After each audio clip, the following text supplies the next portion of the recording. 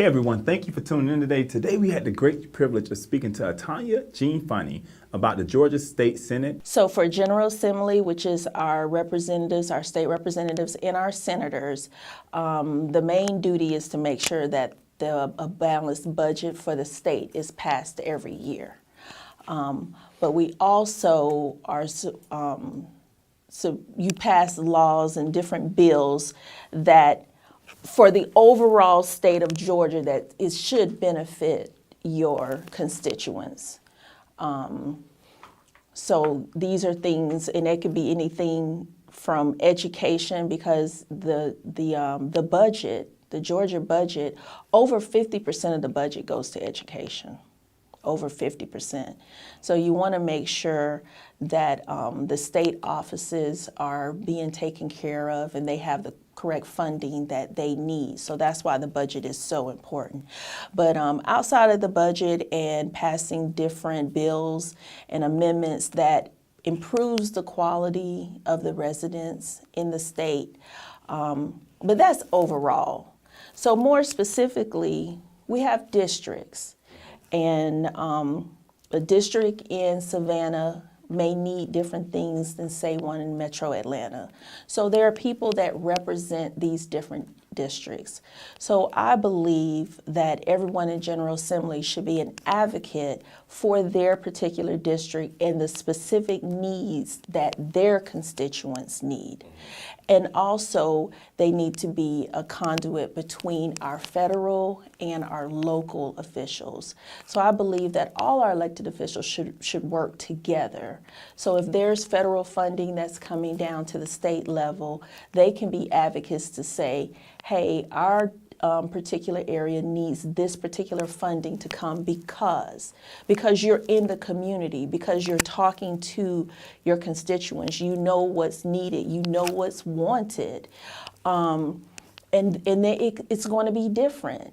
So it's like, my issue is that if you are an elected official for the area, but you haven't really gotten out in the community to talk to the local elected officials to find out on their level, well, what is it that our constituents really need that maybe I can get some additional funding and bring it into the area. These are the types of things. So one, outside of the general duties of this office, you absolutely need to be an advocate for the area that you represent, the area that elected you to be in the Georgia Assembly. So how does this position affect the voters and their families in their daily lives? Basically, on the state level, the funding that comes in allows the local level to be able to do more. So if there's a federal program that is dealing with after-school care, or one of our issues now, even in my county, is pre-K, right? Funding for pre-K. So like right now, funding for pre-K is a lottery system. And you want to make sure, and we all know how important pre-K learning is, you know, to getting kids ready for kindergarten. So if there's, if we need additional funding, which we do for pre-K, because we don't have universal pre-K here, being able to advocate for your community, say, hey, we need universal pre-K. And so that's one of the things that I think the whole state of Georgia will benefit from. So we need to come together with that. But if we can't get it right now, then at least we have our representatives to say, hey, can you allocate more money for our area because of our school system? Using the pre-K funding would really help us right now. So those are the types of specific things that helps the quality of living in a particular area, because we all know that our school system really drives the economic engine of a community, because the companies will come into the area where they know their employees will be able to send their kids to good schools. I mean, I'm a big fan of HGTV, right? I watch a lot of it. And when I do watch TV, and every single time you see someone looking for a house, the one thing that this seller will say, or the real estate agent would say is, oh, and we have a great school system. So we all know that, right? So focusing on making sure we have the funding and the proper programs in our school system will drive the economic engine. So in our community, one of the things that I hear quite frequently is our retail. You know, we want more retail. We want nicer restaurants. We want things like that. So for retail, the companies look at the income of the rooftops. And that's how they determine, that's how Publix determines, oh, we're going to put a Publix over here. And the bigger companies, that's how they determine whether or not they're going to come into a particular area based on the income of the rooftops. So all of those things drives it. The quality of the school system drives it. And those are the things that we need to go to our legislators, be like, come on, I need you to advocate for us. You know, are you talking to these companies? Or what type of pitch are you working with economic development to see what type of funding they need, or what can we do to bring these types of things? So that's more on a specific level, because like I said, even with the different areas in Metro Atlanta, we're not all the same. You know, so it's like, why did we send you to the Georgia Assembly from our area, if not to advocate for our area? Wow. Didn't know that. The rooftops, huh? Yeah. Wow. Yep. Okay. Even Starbucks. So how does that, okay. So like during the recession, a lot of stores left our area because we had a very high population of people losing their homes. So yeah, they left because the economic base that they need to thrive in that area wasn't there. And once they leave, it is extremely hard to get them back. That's why it is important for voters to educate themselves about candidates running for those positions. Yeah. Now I'm going to be biased. This is personal for me because a lot of things that happen, we go to the polls and they may not have ever seen or heard from the person in office, and they may not know the person specifically that's running against them, and they just go in and they say, oh, I'm just going to vote aye, aye for incumbent. Oh, that person's in the office. And so my goal in life would be to have all of what I'm striving to do with my platform is this, to educate our community and say, well, what exactly has the person in office produced, done? Where have you seen them? Are they accessible? Why would you reelect them? And that could be for any position. And this goes beyond party lines. Are they effective?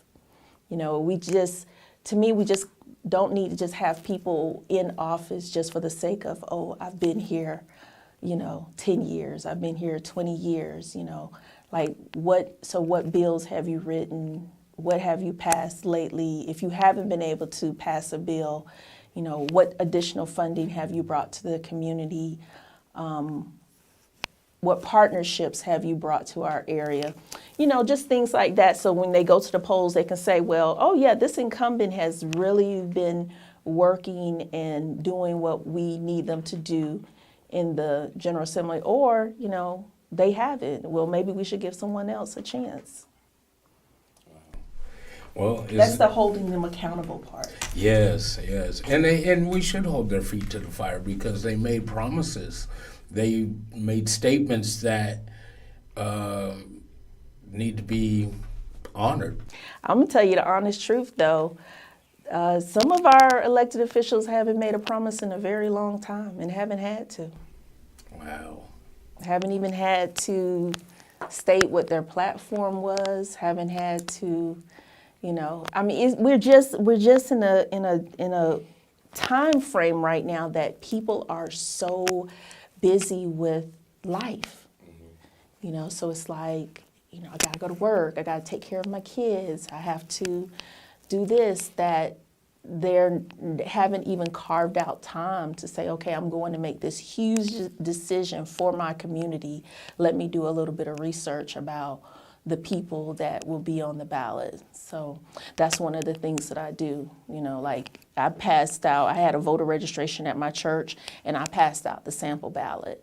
Like, these are the people on the ballot, take some time to go look them up and see what they're about. What I would like for our community to know is that government is not passive. It's not like what they do to us. It's what we allow, because we don't unify and say, no, we're not going to stand for this. But it has to be so many of us. So if it's on a particular bill, then we're all coming together, and, we'll be here on the steps saying this, we're going to bring attention to it. And then if it's an elected official, we're going to band together and say, no, we want this official in, we want this official out. But it all stems from just being unified and saying, this is how we want government to work for us. And they know right now, the way our structure is now, since we don't unify, they can pretty much do whatever they want to do, and it's now, the other way around. All right. So is there anything else that you'd like to add that the voters may need to know concerning the position to better educate themselves? Well, it start with little things. If you don't understand what's going on at state level, then start with something basic, okay? To use my teacher in me. Do you know if you live in the city or in the county? Start with that, because recognizing whether or not you live inside the city limits or just in your unincorporated county affects your leadership. If you live in the city, you have a mayor, you have city council. That's your first line of when you have issues, or if you want a program to come in or things like that, you go to your city council meetings. If you live in unincorporated outside of the city limits, you have, they have different names. Some have CEOs, some have chairmen. In my particular county, we have a chairman, could be a chairwoman, and we have commissioners.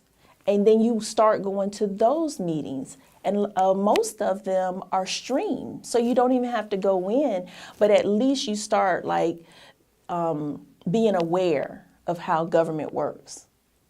And then you start there, and then you become, a little more interested. If, now everyone has a school board, get to know the person that represents your particular area, So if you start there, and then you'll see where your interests are, and then you can expand and go further and see how you can use your talents to work with your elected officials to improve your community.